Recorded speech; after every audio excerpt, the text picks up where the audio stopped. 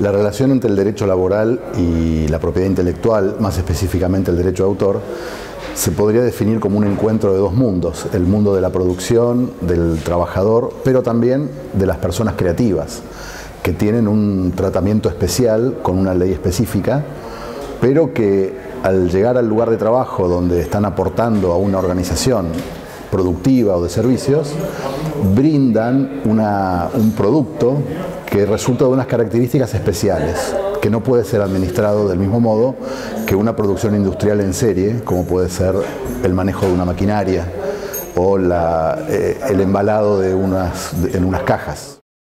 Este tema en Argentina tiene características especiales. Por un lado, porque la ley de derecho de autor no es muy clara respecto de la apropiación de los resultados creativos que un empleado hace en una organización laboral de cualquier tipo, incluyendo universidades, que también tiene su especificidad propia, pero también porque el derecho del trabajo hace para el empleador, le da una situación un poco gravosa. ¿Por qué? No solo porque la legislación es bastante restrictiva, sino porque asume un riesgo muy grande al contratar a un empleado en relación de dependencia. Entonces, si no le queda claro que por lo que está pagando al empleado, con el riesgo que asume como empleador, esos resultados le van a pertenecer, asume un riesgo que no parece suficientemente compensado. Por el lado del empleado, el empleado también asume un riesgo, porque la persona creativa puede trabajar como freelance y ahí asume el riesgo de que lo vuelvan a contratar y vive de su talento, y si es bueno lo vuelven a llamar. Y si va a relación de dependencia, su talento se ve como limitado. ¿Por qué? Porque no puede cobrar un extra, ya percibe el salario. Entonces, en esta dicotomía es donde hay que buscar un equilibrio. La ley argentina, por deficiencia, no es equilibrada. El único caso que está, digamos, bien regulado o que da claridad para todas las partes es el caso del software. Pero hay un montón de industrias creativas, el derecho de entretenimiento, por ejemplo, el diseño. Hay situaciones donde la publicidad, la televisión, el cine, videojuegos, no queda claro si esos resultados pertenecen o no al empleador, que tiene que ser muy cuidadoso en los contratos porque la ley no le da seguridad respecto de la apropiación. Y respecto de los empleados, lamentablemente los convenios colectivos, que podrían decir algo, no lo dicen. No encontramos convenios colectivos donde un gremio se haya sentado en una paritaria con el sector empresarial a regular una situación que impacta directamente en sus afiliados. Y esto me parece que es un problema, sobre todo porque las empresas quieren retener a los empleados creativos, les quieren pagar bien, y sobre todo esos empleados creativos le agregan valor, hacen que esas creaciones, la actividad de la empresa sea diferenciada, percibida por los clientes, los consumidores, los usuarios.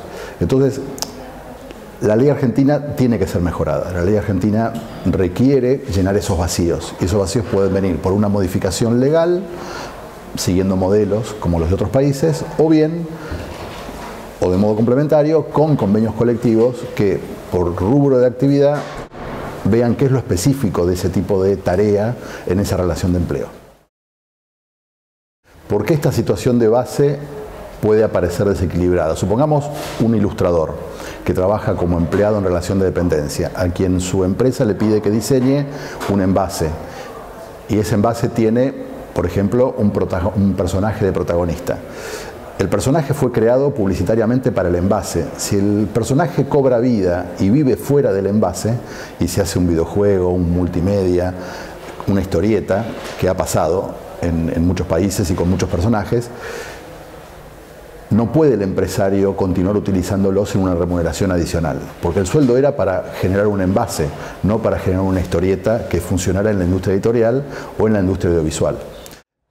Lo que han hecho otras legislaciones, Colombia, México, por ejemplo, es que el producto de la relación de empleo pertenece al empresario en la medida que es una relación en blanco, no para empleo en negro, pero siempre que se refiere al uso para el cual fue contratado. Si hay un uso adicional o que excede aquello que fue el objeto del contrato de trabajo, merece una remuneración adicional.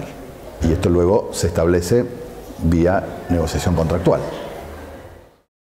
Hoy día en Argentina, por estos defectos de la normativa, las empresas tienen que ser muy cuidadosas cuando contratan personal creativo y que al momento de incorporarse a la empresa quede claro cuál es el objeto de la contratación, de tal modo que si hacen página web, si escriben textos, esos textos, todo lo que hagan le pertenece al empleador en la medida que sea parte de la relación de empleo para el uso en la empresa. Eventualmente la empresa lo podrá inscribir en la Dirección de Derecho de Autor como titular la empresa, como autor el empleado, y eventualmente si hay un uso posterior tendrán que establecer cuáles son las condiciones económicas, porque no hay convenio colectivo seguramente en ese rubro, y la ley solamente considera el tema del software.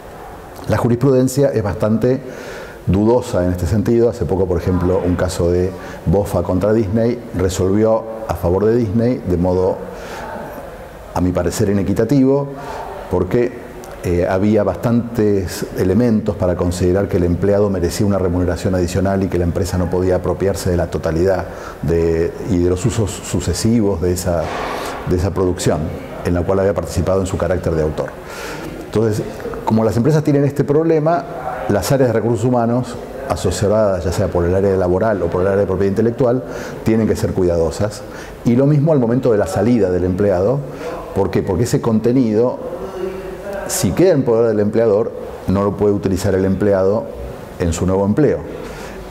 Para esto la empresa tiene que ser cuidadosa para definir y determinar cuáles son las obras creadas por el empleado que le pertenecen a la empresa, ya sea mediante registro, mediante contrato, mediante licencia, y eventualmente el empleado, si va a un nuevo empleo, tendrá que seguir siendo creativo y crear cosas nuevas y no utilizar lo anterior, porque además puede ser atentatorio contra la ley de competencia desleal.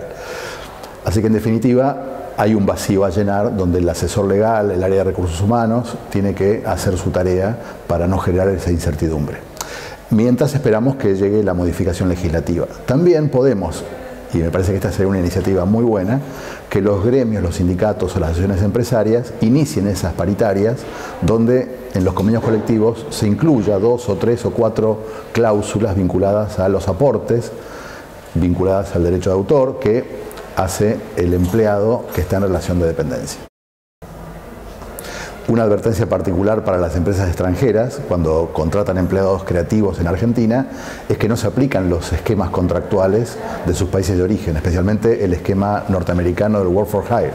Allí el empleador se queda con todo, es el mecanismo que tienen establecido por ley. Esto significa que hay otro trasfondo económico, por eso es posible que el empleado ceda de modo presuntivamente todo lo que produce, pero no es así aquí. Entonces aquí hay que establecer por contrato a quién pertenecen esos resultados, salvo el caso del software, como ya indiqué anteriormente.